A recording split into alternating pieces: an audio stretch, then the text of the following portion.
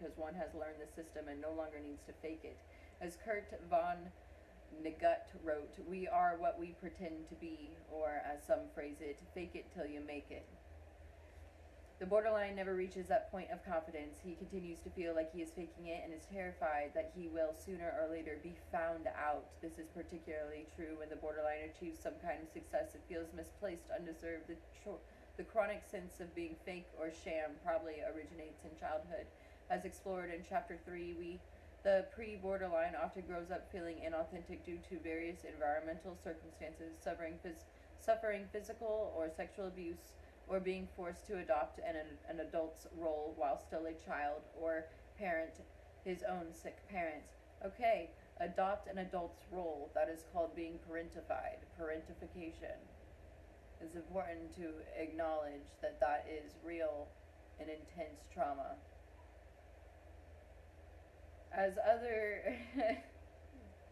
At the other extreme, he may be discouraged from maturing and separating, and may be trapped in a dependent child's role while past an appropriate time for separation.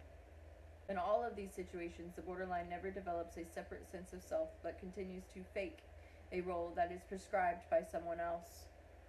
When I say I'm unsubscribing to systems and beliefs that have been told to me, that is me reprogramming how I think and feel about things so that I can do things differently. So that, it's nature versus nurture. I've said this over and over again. It is a wonderful way to encompass how it reminds me of that time. And my mom was like, but why is it called a learning disability? Or not, no, why is it called a developmental disability? Because it starts in your developmental years, which is childhood.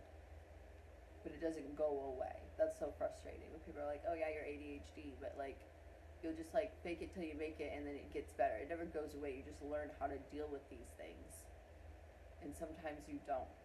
And when you don't know how to deal with them is when we have problems like financial issues, substance abuse, poor relationships, that type of thing.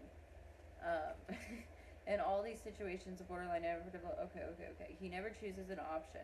Was how Leo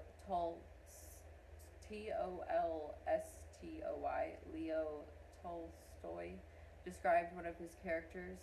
He just wears whatever happens to be in style. If he fails in the role, he fears he will be punished. If he succeeds, he is sure he will soon be uncovered as a fraud and be humiliated. There's this concept I learned. It's called perfectionism. And what I thought didn't have a name, but it was a struggle. And one day I described what I was struggling with, and they gave me the word perfectionism. And I was like, oh, thanks, Google. Here's another layer. And I realized I was so afraid to do something because what if I failed that I won't even try to do it because I know that I'm going to fail to the point that I won't even try. What's the problem in failing?